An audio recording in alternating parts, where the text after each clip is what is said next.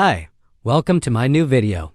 In this lesson, we're going to draw some ancient Greek ruins using two-point perspective. I will explain the reasoning behind each line as we go along. By the end of the video, you will have the skills to draw any structure using two-point perspective. Let's get started without wasting any time. As always, I start by drawing the horizon line. I'm going to draw a bottom-up view of the ruins, so I've drawn the horizon line as close to the bottom of the page as possible. This is a key detail. Then I draw a vertical line right in the middle of the horizon line and put a point where the two lines meet. This point is the first vanishing point. Then I put a point on the vertical line as close to the top edge of the page as I can. This is the second vanishing point. There are two versions of two-point perspective.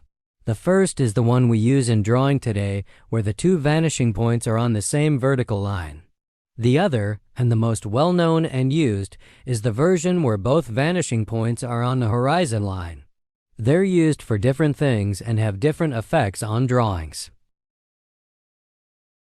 Okay, now starting from the vanishing point at the bottom, I'm going to draw two straight lines upwards, one on each side of the vertical line.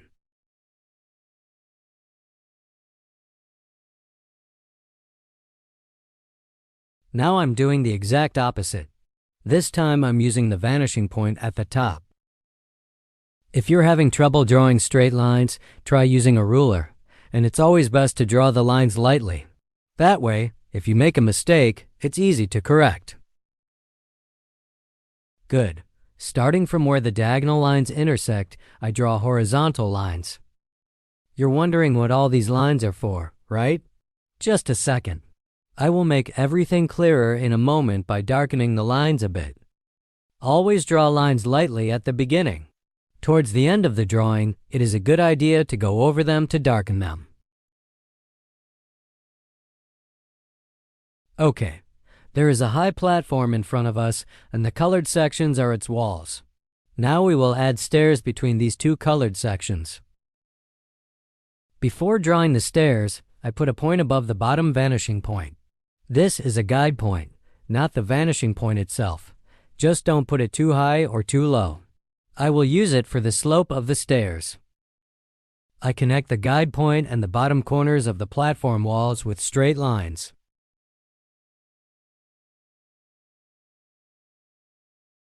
I will put the steps by drawing horizontal lines between these lines. For the risers of the steps, I will use the top vanishing point.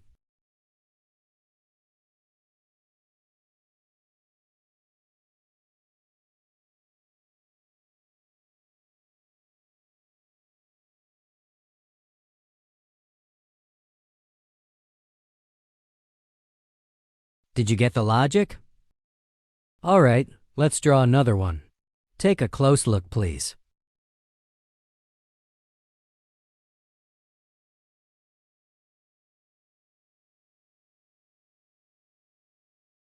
I think you get it better this time. It's actually quite simple. There is something you should pay attention to. The most important rule of perspective comes into play here. Objects appear smaller as they move further away from us. So, as you move up, you should decrease the distance between the horizontal lines. The bottom step should be the widest and the top step should be the narrowest.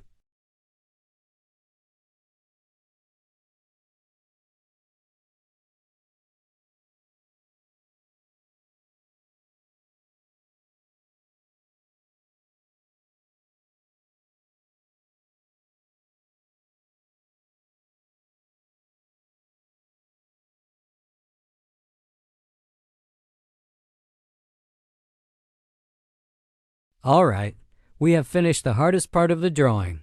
It is pretty tricky to get this platform and stairs positioned on the page, but once you have done that, the rest is a piece of cake. Let's keep going by adding stones to the walls. I don't think this will be hard for you. Let's start with drawing horizontal lines.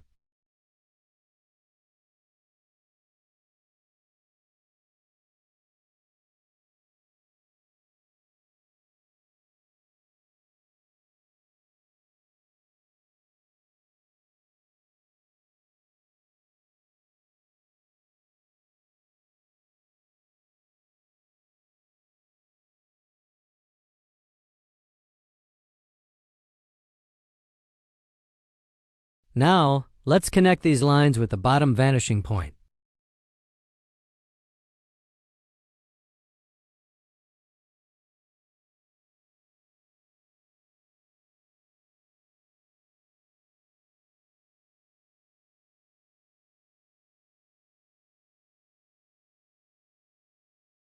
I use the top vanishing point to finish the stones.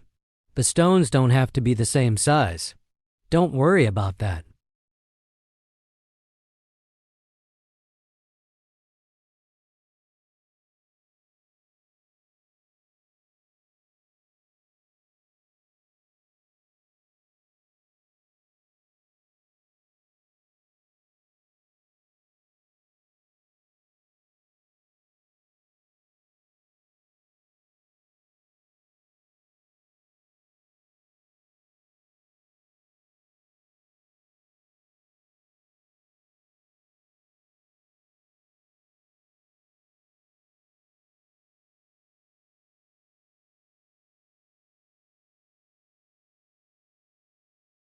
That's it. Now it's time for the columns. When drawing these, I will only use the top vanishing point. First, draw the guidelines. Then, decide how tall you want them to be and darken the lines. Just don't make the columns too thin or too thick. You can choose how many columns you want to draw, but don't make too few. Drawing most of them tall except for a few increases the sense of depth in the drawing. Many columns have been destroyed over the years by earthquakes, fires, or wars. That's why the upper parts of the columns are mostly missing. Draw the columns closest to you wider and those further back narrower. Also, as the columns move further away, their height should decrease relatively. I'll be back shortly. Enjoy the drawing until then.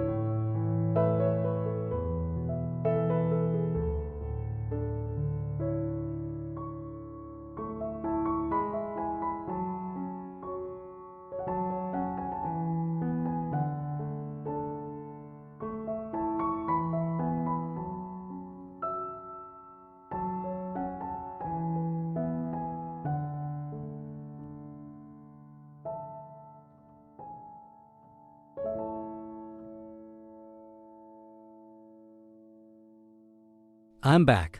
Okay, the columns are almost done. Now I will place a temple between these columns.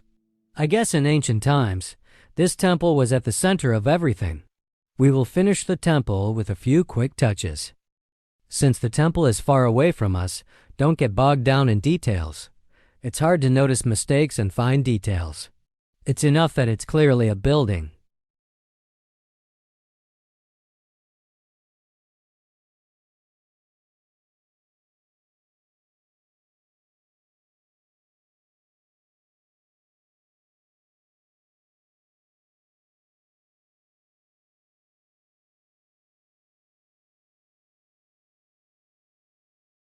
Great. We have almost finished everything related to perspective. From now on, it's time to add details to the drawing. I think these ruins were once by the sea, but most of them were destroyed by earthquakes. Because of this, some of the ruins are underwater and the sea level has risen. Of course, you can complete your drawing in a different way. You can replace the sea with the ground and draw some plants on it. It's up to you. After adding the details, we will move on to the shading stage. As you know, the focus of this video is perspective. So I'm not going to get into the nitty-gritty of shading here. Shading is a deep subject with its own rules. If I had to offer a few suggestions, I would say to start shading with light touches. As you go along, make the lines darker. Keep in mind that it's pretty easy to darken a light area, but it's not so simple to lighten a dark area. Okay, these ruins could be thousands of years old. So, they have been worn down by the effects of time, nature, and weather conditions. With that in mind, it's a good idea to slightly deform the lines in the drawing to make them look more realistic. We can do this with the power of shading. Towards the end of the drawing, you will see how to deform the stones and objects.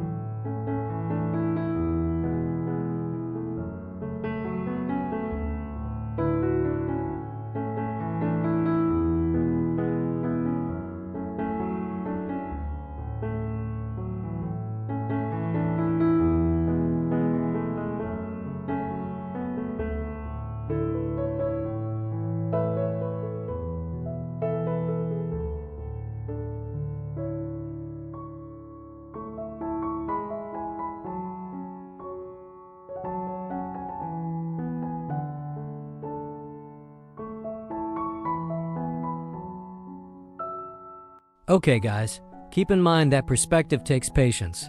Keep practicing and move on to the next lesson when you are ready. You can find more step-by-step perspective lessons on the channel. See you next time. Bye.